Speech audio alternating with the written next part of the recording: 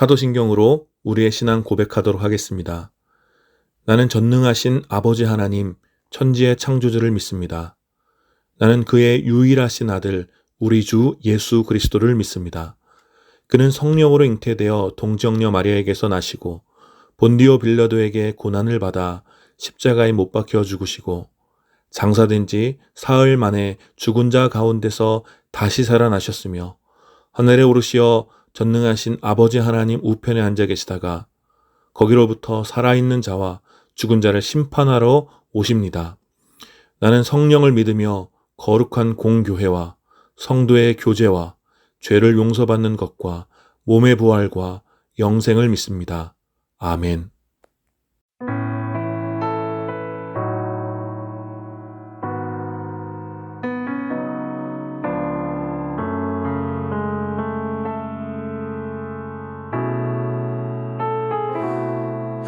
하나님은 너를 만드신 분, 너를 가장 많이 알고 계시며, 하나님은 너를 만드신 분, 너를 가장 깊이 이해하신단다.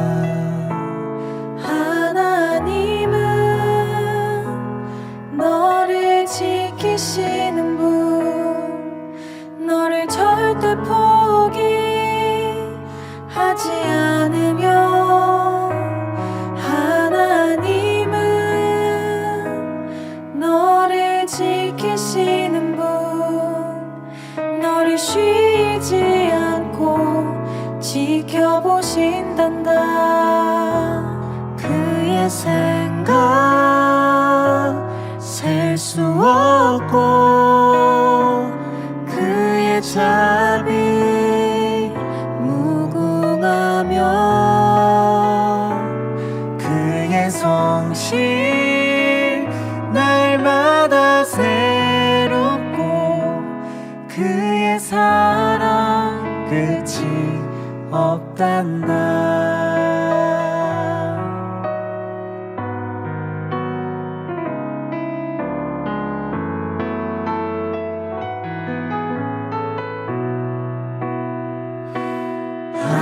하나님은 너를 원하시는 분, 이 세상 그 무엇 그 누구보다 하나님은 너를 원하시는 분, 너와 같이 있고 싶어 하신단다. 하나님은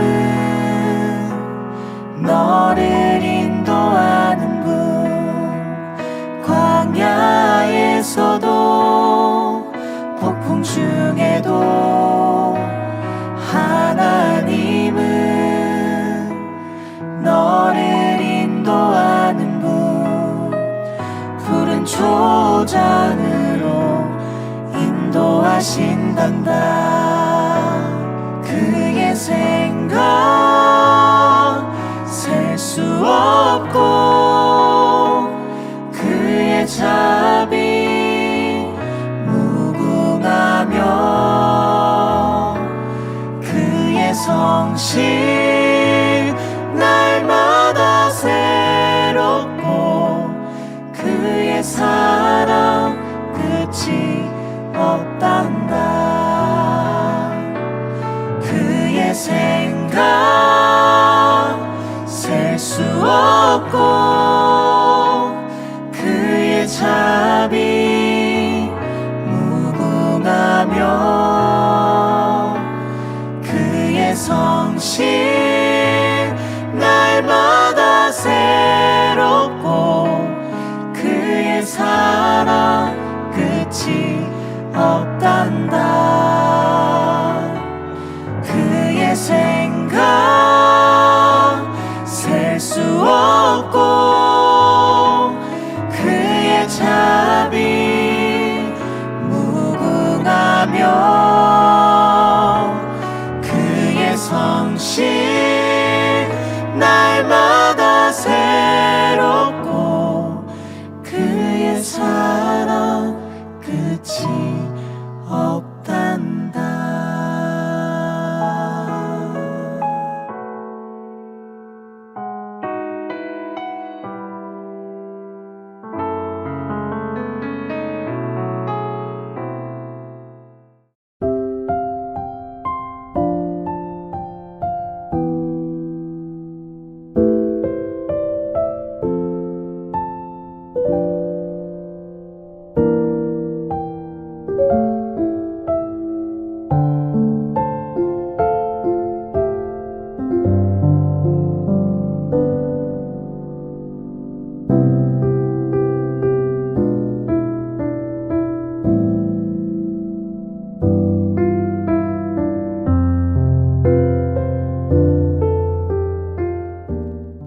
오늘 함께 드린 예배를 위해서 잠시 기도하겠습니다. 거룩하신 하나님, 은혜를 감사합니다. 오늘도 주님께서 기뻐하시는 날 부족한 종들이 주님 앞에 나와 예배드립니다. 주님, 이 시간 우리 예배를 받아주시고 또 흩어진 곳에서 예배드리는 모든 예배자들의 또 그 예배의 자리에 주님 임재하여 주셔서 세상에 줄 수 없는 참된 위로와 평안으로 우리 가운데 함께하여 주시고 세상에서 맛볼 수 없는 참된 기쁨을 우리 가운데 부어 주시옵소서. 이 시간 예배 가운데 드려지는 모든 신앙의 고백과 또 찬양의 고백과 또 적은 예물로 드려지는 모든 삶의 고백을 주님 기쁘게 받아주시고 우리가 주님의 은혜의 보좌 앞에서 주님을 만나는 그런 복된 예배 될 수 있도록 성령 하나님 이 시간 우리 가운데 교통하여 주시옵소서. 이 예배를 온전히 주님께 올려드립니다. 주님 홀로 영광 받아 주시옵소서. 감사드리며 우리 주 예수 그리스도의 이름으로 기도드립니다. 아멘. 오늘 함께 나눌 하나님 말씀은 사도행전 6장 1절부터 4절까지 말씀입니다. 사도행전 6장 1절부터 4절 제가 봉독하겠습니다. 이 시기에 제자들이 점점 불어났다. 그런데 그리스 말을 하는 유대 사람들이 히브리 말을 하는 유대 사람들에게 불평을 터뜨렸다. 그것은 자기네 과부들이 날마다 구워 음식을 나누어 받는 일에 소홀히 여김을 받기 때문이었다. 그래서 12사도가 제자들을 모두 불러놓고 말하였다. 우리가 하나님의 말씀을 전하는 일을 제쳐놓고서 음식 베푸는 일에 힘쓰는 것은 좋지 못합니다. 그러니 형제 자매 여러분, 신망이 있고 성령과 지혜가 충만한 사람 7을 여러분 가운데서 뽑으십시오. 그러면 그들에게 이 일을 맡기고 우리는 기도하는 일과 말씀을 섬기는 일에 헌신하겠습니다. 아멘. 오늘 이 본문을 중심으로 사도행전 강의 32번째 시간 갈등 해결 방식이라는 제목으로 여러분들과 함께 은혜 나누곤 합니다. 어떤 문제가 일어나고 또 갈등이 생겼을 때 문제를 해결하는 방식과 또 갈등 중재를 잘하는 그런 사람들도 있지만 또 어떤 사람들은 오히려 문제를 더 키우고 갈등을 더 깊게 하는 사람들도 있습니다. 물론 이제 그런 것들 잘 못하는 사람들 역시 어떤 문제와 갈등을 잘 해결하기 위한 노력을 한 것이겠지만 그들의 노력과는 반대로 상황을 악화시킬 때가 많이 있는 것이죠. 더욱이 그런 사람들이 한 조직의 리더일 경우 이 조직 전체가 혼란을 겪게 되곤 합니다. 특별히 그렇게 문제를 더 키우고 또 갈등을 악화시키는 유형을 생각해 보면 크게 두 부류가 있는 것 같아요. 첫 번째는 어떤 문제와 갈등을 회피하는 그런 유형입니다.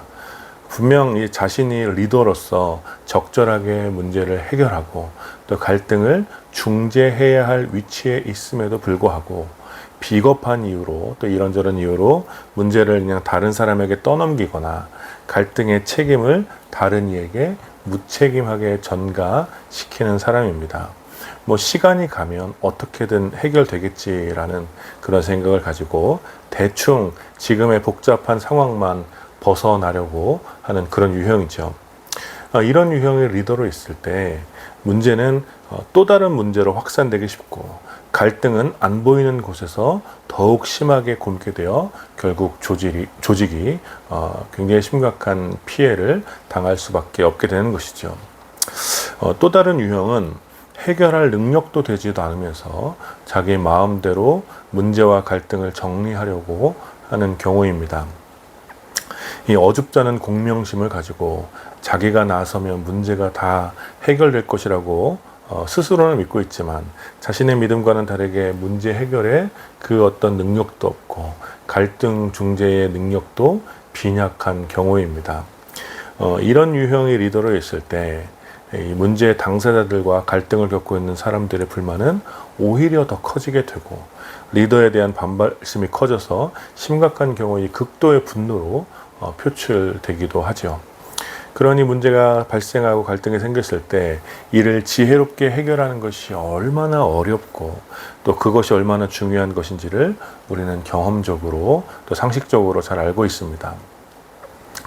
우리들 중 이제 많은 분들이 직장 생활을 하고 있기 때문에 이러한 문제는 뭐 우리가 다 잘 알고 있을 것이라고 생각합니다.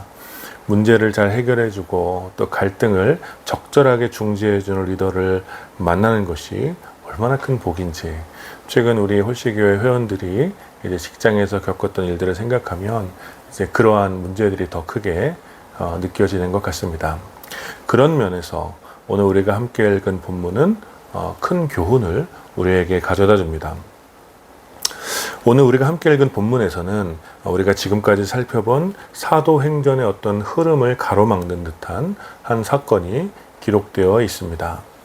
이제 예수 그리스도의 승천 이후에 성령이 충만한 제자들은 제사장 무리의 위협과 핍박에도 불구하고 계속해서 크게 성장하며 확산했죠. 사도들은 성령의 권능을 힘입어서 놀라운 기적과 능력을 베풀었고 예수의 제자들은 어디에서나 또 언제나 쉬지 않고 이 예수의 복음을 전했습니다. 이 새로운 공동체는 모든 것을 함께 나누며 진정한 위로와 사귐으로 충만했고 또 사회적이고 문화적으로 극복하기 힘들어 보였던 모든 종류의 차별을 넘어 진정한 한 몸으로 세워져 갔습니다. 그러니 그 어떤 핍박과 고난이 찾아온다고 하여도 이 새로운 공동체에 속한 사람들은 그 모든 고통을 뛰어넘는 놀라운 매력으로 많은 사람들에게 칭송을 받았던 것입니다. 제사장 무리 역시 이들을 핍박했던 제사장 무리 역시 이 새로운 공동체의 확산을 막기 위해 온갖 방법을 동원했으나 더 이상 막을 길이 없어서 그저 위협만 할 뿐이었으니 이제 이 초대교회는 계속해서 막힘없이 성장만 할 것 같았습니다. 그런데 오늘 우리가 함께 읽은 본문에서는 그런 초대교회의 확산을 가로막을 것 같은 굉장히 위험한 위기가 찾아왔음을 살펴볼 수 있습니다.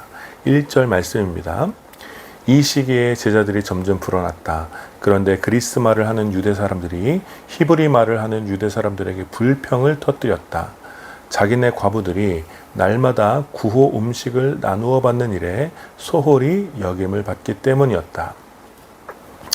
여러분들도 짐작하시겠지만 오늘 이 사도행전 6장에 기록된 이 문제는 단순한 어떤 누군가의 불평의 문제는 아니었습니다. 이 제사장 무리들로부터 시작된 어떤 외부의 위협과 공격은 초대교회 공동체를 오히려 더욱 단단하게 만들었지만 이제 이 공동체 내부로부터 시작된 오늘의 이 문제는 이 새로운 공동체의 분열과 더 나아가서 존재 자체를 흔들 수 있는 매우 위험하고 중대한 문제였던 것입니다. 그래서 우리는 이 문제가 어떤 이유에서 생겨난 문제였고 이 문제 속에서 어떤 갈등과 또 어떤 의미가 있는지 조금 더 살펴볼 필요가 있습니다. 우선 이 문제를 잘 이해하기 위해서 사도행전 6장 1절에 기록된 이 문제를 잘 이해하기 위해서 이 초대교회 공동체의 내부를 좀 들여다볼 필요가 있습니다. 이 초대교회 이 새로운 공동체는 짧은 시간 안에 급속하게 성장했지만 그 안에는 이제 크게 두 그룹의 유대인들이 있었습니다. 첫 번째 그룹은 히브리파 유대인들로 이제 지금의 팔레스타인 지역에 주로 거주하면서 성전 인근에 예루살렘 인근에 거주하며 히브리어나 아람어를 쓰는 소위 말하는 정통파 유대인들이었습니다. 이들은 성전 근처에 거주하면서 이제 유대 문화권에서 살고 있었기 때문에 자연스럽게 유대인의 전통과 또 율법을 중요하게 생각했던 사람들이었습니다. 그리고 또 한 그룹이 있었는데 그 사람들은 바로 헬라파 유대인이었습니다. 이 사람들은, 이 그룹은 이미 어떤 유대 지역을, 예루살렘 그 인근을 떠난 디아스포라였기 때문에 이제 주로 헬라어를 사용했고, 문화적으로는 유대 문화권이 아니라 헬라 문화권에 속해 있었던 사람들입니다. 이제 이 사람들은 주로 유대인의 절기를 지키기 위해서 예루살렘에 왔다가 예수 그리스도를 영접한 유대인이었기 때문에 이들은 전통과 율법에 대해서는 이제 히브리파 유대인보다는 조금 더 유연했고 개방적이었습니다. 그런데 문제는 이제 이들이 함께 모여 공동체를 이루다 보니까, 히브리파 유대인과 헬라파 유대인이 함께 모여 공동체를 이루다 보니까 예상치 못했던 갈등들이 생겨나기 시작한 것이죠. 우리가 지금까지 몇 주간에 걸쳐 사도행전을 살펴봤는데, 이 새로운 공동체의 가장 중요한 특징 중에 하나는 모든 것을 함께 나누며 전적으로 공동체에 의존하여 함께 살아갔다라는 것이죠. 그 가운데 이제 일을 할 수 없거나 또 특별한 상황에 처해서 먹을 것이 없는 그런 지체들을 위해서 이 공동체는 매일 구제가 있었고, 그 구제 가운데 이제 과부들에게 음식을 나누어 주는 어떤 그런 과정이 있었던 것이죠. 그런데 그러한 구제가 진행되는 과정 가운데 이제 헬라파 과부들이 뭔가 분배가 좀 공정하지 못한다고 이제 생각하기 시작했습니다. 문제는 이제 이러한 의심이 언어적인 차이와 문화적인 차이로 인해 더욱 깊은 오해를 내재하며 확산되었다라는 거예요. 아마도 이제 헬라파 유대인들은 이제 성전 중심적이고 율법 중심적인 히브리파 유대인들에 비해서 종교적 정통성에 떨어진다는 소외감을 갖고 있었을 가능성이 큽니다. 이제 히브리파 유대인들은 자신들이 늘 정통파라고 생각했기 때문에 헬라파 유대인은 이제 상대적으로 좀 이제 어떤 종교적인 측면에서 소외감을 느꼈을 가능성이 있다라는 것이죠. 그러니 이제 사소한 차별에도 우리가 이제 헬라파이기 때문에 차별을 받는다라고 왜곡해서 오해할 가능성이 있었던 거예요. 그리고 이러한 오해가 깊어지게 되면 당연히 히브리파 유대인들하고 갈등이 생기게 될 것이고, 그렇게 되면 누구도 막지 못할 것 같았던 초대교회 공동체는 히브리파와 헬라파가 분열될 가능성이 생겨난 것입니다. 이제 더욱이 이제 헬라파 유대인들의 불평은 그래서 그런 면에서 어떤 단순한 이게 구제에서 우리가 빠졌다는 그런 단순한 불평의 문제가 아니라 초대교회 공동체의 존재 자체를 위협하는 큰 사건이었다라고 할 수 있는 거죠. 더욱이 우리가 계속 살펴봤지만 초대교회 공동체가 수많은 사람들에게 찬사를 받을 수 있었던 이유 중에 하나는 모든 것을 내어주고 모든 것을 함께 나누는 온전한 공동체성에 있었는데, 헬라파 유대인들이 느꼈던 그 불평과 그 이유는 이러한 초대교회의 공동체성 자체를 스스로 부정하게 만드는 심각한 문제였던 것입니다. 오늘 본문을 보니 이미 그런 문제와 갈등은 시작되었던 것 같습니다. 이제 중요한 것은 이 문제와 갈등을 해결하는 초대교회 공동체의 리더십의 해결 방법이겠죠. 여기서 먼저 생각해 봐야 사실이 있는데, 초대교회 공동체, 이 새로운 공동체의 리더십이라고 할 수 있는 12명의 사도들, 우리가 흔히 말하는 12사도들은 이 사람들 역시 모두 히브리파 유대인들이었다라는 거예요. 그러니 한번 생각해 보십시오. 이 헬라파 유대인들의 불평과 분노는 이 히브리파 유대인들이 리더십으로 있는 이 히브리파 유대인들이 해결해 줘야 되는 거예요. 그러니 자칫하면 이 12명의 사도들의 판단은 헬라파 유대인들의 불평을 더욱 거세게 만들 수 있는 그런 가능성도 있었던 것입니다. 이렇게 생각할 수 있었다라는 거죠. 사도들 역시 히브리파 유대인들이니까 히브리파 사람들 편을 들어주네, 이런 어떤 불만들, 이런 불만들이 있을 수 있고, 혹은 헬라파 유대인들의 눈치를 보느라 우리를 역차별하네 라고 양쪽 모두로부터 눈치를 받을 수 있는, 불만족한 판단을 내릴 수 있는 그런 가능성이 있었던 상황이었다라는 것입니다. 그러니 지금 이 문제와 갈등 앞에서 지혜로운 해결책이 필요했습니다. 자칫 잘못하면 사도들과 리더십의 권위가 훼손될 수도 있었고, 공동체 전체의 공정성에도 문제가 발생해서 이 초대교회의 사명이라고 할 수 있는 복음 전도에 장애가 될 가능성이 있었기 때문입니다. 실제로 앞서 잠시 말했지만 당시 제사장 무리뿐만 아니라 많은 사람들이 이 새로운 공동체를 주목하여 보면서 문제가 생기기만을 호시탐탐 기다리고 있었기 때문에 지금 이 초대교회 공동체는 큰 시험대 위에 올라선 것입니다. 그리고 이제 이러한 모든 상황을 고려하여 사도들과 리더십이 내린 결정은 새로운 사람을 세우는 것이었습니다. 그것은 단순히 사도들이 이 문제를 회피하는 것이 아니라 공동체의 구조와 조직 자체를 새롭게 하는 혁신적인 시도였습니다. 여러분, 사도들의 능력과 권위를 생각한다면, 혹시라도 그들에게 공명심을 향한 유혹이 조금이라도 있었다면 사도들은 오히려 자신들의 문제를 다 해결해버리고 더 큰 찬사를 받는 방식을 선택할 수도 있었을 것입니다. 그러나 그들은, 이 12사도들은 이 문제를 자신들의 입지를 강화하는 기회로 여기지 않았고, 오히려 리더십의 권한을 나누어 주어 공동체 전체를 더욱 건강하게 세워가는 계기로 여겼습니다. 사도들과 이 리더십이 제안한 내용의 핵심은 이것이죠. 서로에게 맡겨진 잘할 수 있는 일을 하도록 하는 것, 즉 분업과 전문성을 가지자는 것입니다. 우리가 이 부분에 대해서는 다음 주에 다시 한번 더 깊게 나누도록 하겠습니다.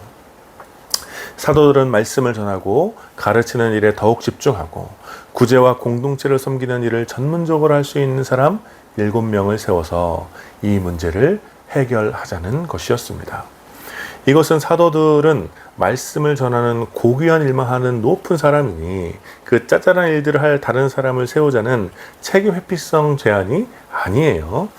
오히려 자신들이 가지고 있었던 권위와 리더십을 나누어 주어서 성령께서 이 공동체를 더욱 풍성하고 다양하게 이끌어갈 수 있도록 더 많은 일꾼을 세우자는 제안이었던 것입니다.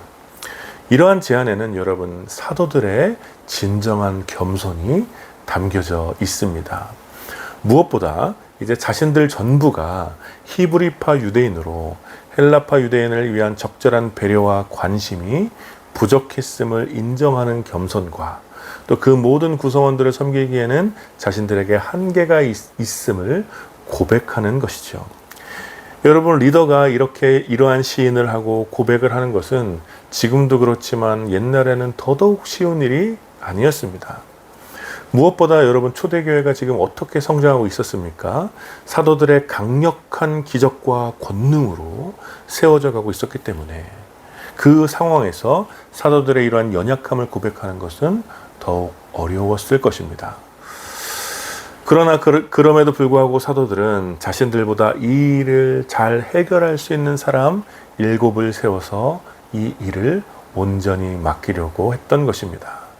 그리고 그 과정조차도 자신들이 모든 것을 결정하는 것이 아니라 자신들은 아주 기초적인 기준만 세워주고 그 기준에 따라 사람을 세우는 것은 지체들의 몫으로 나누어 졌습니다. 여기에 사도들의 입김이나 권력을 지키기 위한 그 어떤 압박도 없었고 오직 이 문제와 갈등을 해결하기 위한 사도들의 지혜와 겸손 그리고 진실한 용기만 있었을 뿐입니다. 오늘 함께 읽지 않았지만 그렇게 해서 세워진 7명은 모두 헬라식 이름을 사용하는 집사들이었고 헬라파 유대인들의 가까운 사람들이었고 이러한 과정은 불만을 가지고 있던 헬라파 유대인들이 충분히 납득하고 고마워할 수 있는 해결 방식이었습니다. 그래서 5절의 첫 말씀을 보면 모든 사람이 이 말을 좋게 받아들였다는 기록이 나오고 그 결과 7절의 말씀은 이렇게 기록합니다. 하나님의 말씀이 계속 퍼져나가서 예루살렘에 있는 제자들의 수가 부쩍 늘어나고 제사장들 가운데서도 이 믿음에 순종하는 사람들이 많았다. 초대교회는 지금 분명 내부의 불평과 분열이라는 큰 위기와 위협을 맞이했지만 그 문제와 갈등의 핵심을 정확하게 이해했던 사도들의 겸손과 지혜로 적절한 사람들을 세워 리더십을 나누어 주고 불평이 있는 자들을 그렇게 위로해 주므로 이 문제와 갈등을 극복할 수 있었던 것입니다. 그리고 그 결과 초대교회는 위기를 기회로 극복하여 더 크게 확산되게 되었고, 심지어 자신들을 핍박했던 제사장들 가운데서도 이 믿음에 순종하는 사람들이 많이 나오기 시작했다고 오늘 성경은 기록하고 있습니다. 사랑하는 여러분, 오늘 이 말씀이 저와 여러분에게, 우리에게 큰 위로와 도전이 되기를 축복합니다. 우리 모두는 각기 다른 삶의 자리에서 다양한 조직에 속해 살아가며 수많은 문제와 갈등을 겪고 살아가죠. 때로는 문제와 갈등의 당사자로 고통을 겪기도 하지만 어떤 경우 문제를 해결해야 하고 갈등을 중재해야 하는 위치에 서기도 합니다. 그러한 우리들에게 오늘 이 말씀은 여러 교훈을 가져다 줍니다. 무엇보다 우리가 배워야 하는 것은 문제와 갈등을 겪는 지체를 헤아리는 사도들의 마음을 배워야 한다는 것입니다. 언어와 문화가 다른 이유로 차별을 당할 수도 있다는 이 헬라파 유대인들의 그 마음을 사도들은 깊이 공감하며 헤아렸던 것 같습니다. 그리고 바로 그러한 깊은 공감으로 인해 위축되어 있었던 헬라파 유대인들이 원하는 그 문제의 해결책을 찾을 수가 있었던 것이죠. 여러분, 이것은 사소하지만 매우 중요한 자세입니다. 사람들은 흔히 이렇게 문제나 갈등에 직면하면 자기 중심으로 문제와 갈등을 이해하고 해결하려는 이기적인 본능이 있습니다.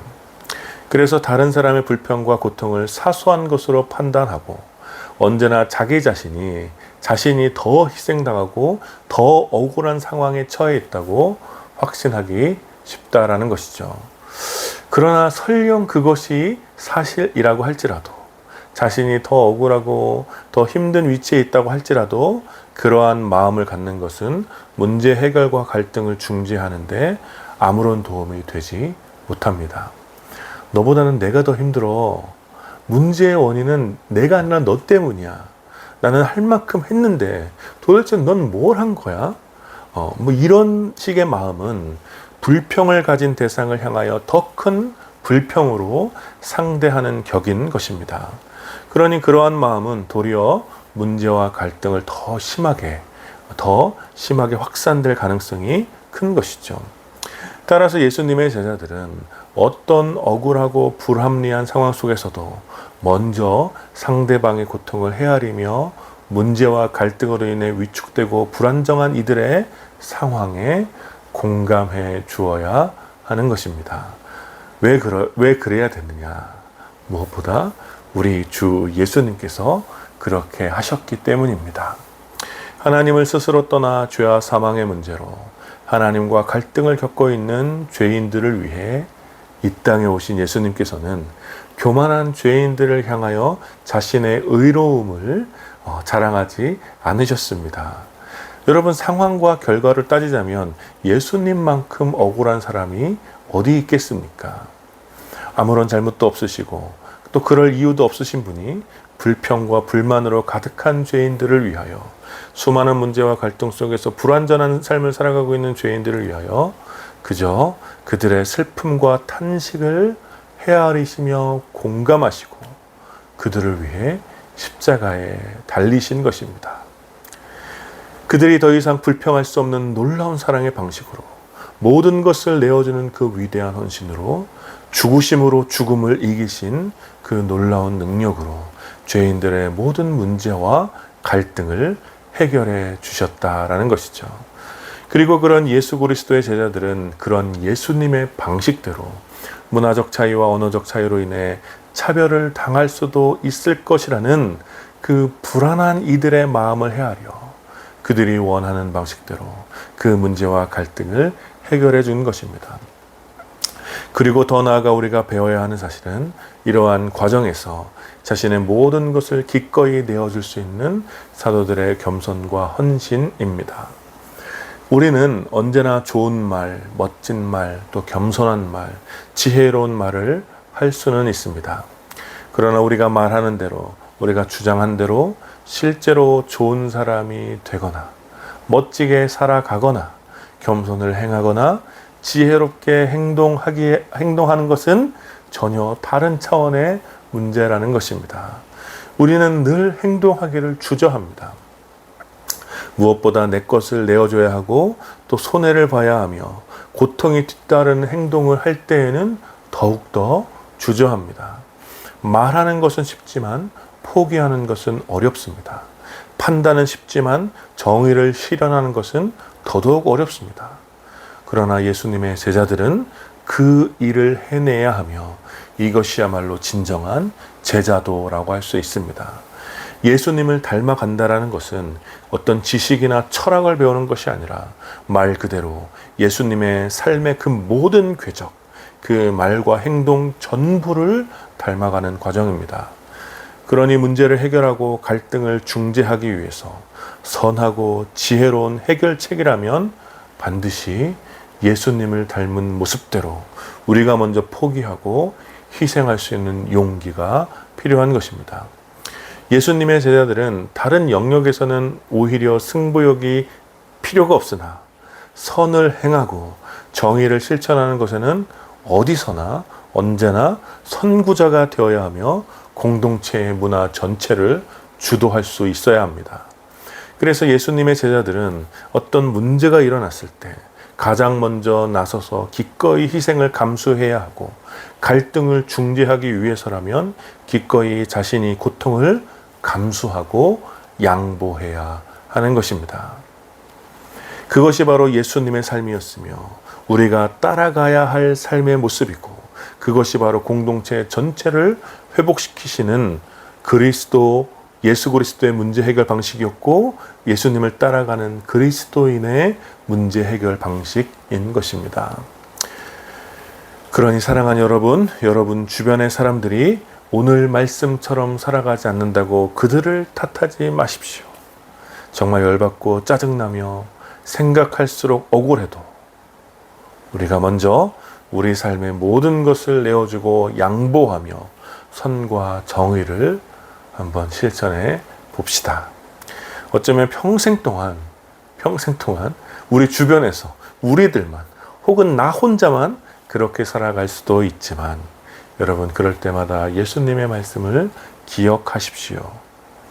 우리가 걸어가는 이 길은 원래부터 좁아서 찾는 이가 적은 좁은 길이라는 사실을 우리가 겸손한 마음으로 기억하시기를 부탁드립니다. 사랑하는 여러분, 오늘 이 말씀을 기억하셔서 여러분의 삶에서 만나는 수많은 문제와 또 수많은 갈등 속에서 우리가 어떤 행동을 어떻게 해야 하는지 지혜롭게 판단하시기를 축복합니다. 누군가의 불평과 불만이 여러분을 힘들게 하여도 그들의 마음을 헤아려 주시고 그들을 위해 우리가 할 수 있는 것이 해줄 수 있는 것이 무엇일지 성령이 주시는 지혜를 구하는 여러분들 되시기를 축복합니다.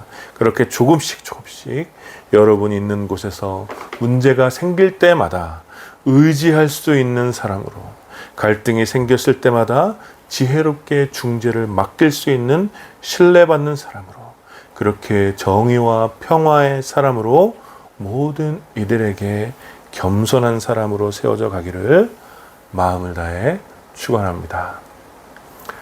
우리 함께 말씀을 기억하시면서 기도합시다. 오늘 말씀을 기억하시면서 우리가 만나는 모든 문제와 갈등 속에서 나의 생각과 또 나의 억울함을 먼저 생각하는 것이 아니라 상대방의 마음을 헤아리며 공감해 줄 수 있는 그런 사람이 되기를 또 우리가 할 수 있는 최선의 섬김으로 그 모든 문제와 또 갈등을 해결해 주는 그런 사람이 될 수 있도록 오늘 말씀을 기억하시면서 기도하시고 더불어 함께 기도할 때 우리 한국 사회를 위해서 함께 기도할 때 아주 극심한 양극화로 인해서 계속해서 힘들고 어려움을 겪고 있는데 한국의 교회가 또 신자들이 또 예수님을 본받아서 평화의 사람으로 또 평화의 공동체로 이 땅 가운데서 회복될 수 있도록 그래서 모든 나뉘어진 분야를 다시 중재하고 회복하는 일에 또 교회가 예배가 사용될 수 있도록 우리 한국사회와 한국교회를 위해서 우리 함께 오늘 말씀을 기억하시면서 함께 잠시 기도했으면 좋겠습니다. 같이 기도합시다. 오늘도 말씀을 나누며 어떻게 평화의 사랑으로 또 문제가 갈등이 생겼을 때 어떻게 이 문제를 해결해야 하는지 또 배우게 해주셔서 감사합니다. 오늘의 말씀을 기억하여 하나님, 우리가 먼저 예수 그리스도의 마음을 품고 정말 억울하고 또 이해되지 못한 상황 속에서도 주님을 상담하고 먼저 양보하고 심한 문제와 갈등 속에서 힘들어하는 상대방을 또 공감할 수 있는 마음을 도와주여 주시옵소서.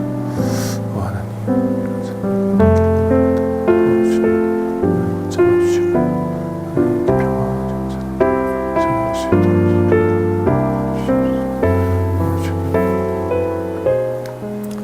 전할 수 있도록 거룩하신 하나님, 은혜를 감사합니다. 우리가 살아가면서 얼마나 많은 문제와 갈등 속에 많이 억울하기도 하고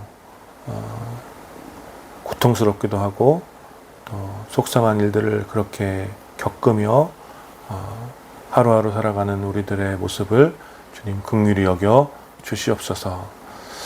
주님, 이러한 우리들을 위로하여 주셔서 오늘 말씀을 붙잡고 다시 한번 우리가 예수님을 닮은 예수님의 제자답게 살아갈 수 있도록 주님 우리에게 성령의 충만함을 허락하여 주시고 날마다 지혜와 용기와 겸손의 미덕을 우리 가운데 허락하여 주시옵소서. 모든 문제와 갈등 속에서 나의 억울함과 또 나의 손해를 생각하기에 앞서 이 문제와 갈등으로 인해 고통받고 있을 또 상대방을 향한 그런 헤아림과 공감이 우리들 가운데 있을 수 있도록 아버지 인도하여 주시고, 할 수 있다면 우리가 할 수 있는 최선의 또 양보와 섬김으로 그 모든 문제와 갈등을 해결할 수 있는 평화의 사람으로 우리가 세워져 갈 수 있도록 주님, 우리 가운데 특별한 은혜를 부어 주시옵소서. 주님, 우리가 이 일이 얼마나 힘든 것인지 너무나 잘 알고 있습니다. 그러니 성령 하나님, 우리를 불쌍히 여겨 주셔서 우리로 하여금 그 모든 문제와 또 갈등으로 인해 당하는 고통보다 더 큰 기쁨과 감사로 우리 삶을 온전히 붙잡아 주시고, 우리가 그 기쁨에 겨워서 우리의 모든 포기와 희생과 수고를 아까워하지 않는 우리 삶이 될 수 있도록, 그리하여 진정 예수님을 날마다 조금씩 더 닮아가는 우리의 모습이 될 수 있도록 주님 우리를 인도하여 주시옵소서. 감사드리며 우리 주 예수 그리스도의 이름으로 기도드립니다. 아멘. 지금 우리 주 예수 그리스도의 은혜와 성부 하나님의 다함이 없는 사랑과 성령 하나님의 위로하심과 교통하심이 모든 문제와 또 갈등을 겪을 때 또 예수님을 닮은 또 그런 제자의 모습으로 그 모든 문제와 갈등 속에서 또 고통받고 있는 이웃들의 마음을 먼저 공감하고 헤아려주는 그런 평화의 사람으로 세워져 가기를 다짐하는 모든 주님의 백성들과 오늘 예배에 참여하는 사랑하는 주님의 자녀들 가운데 이제로부터 영원까지 함께 있기를 축원하옵나이다. 아멘.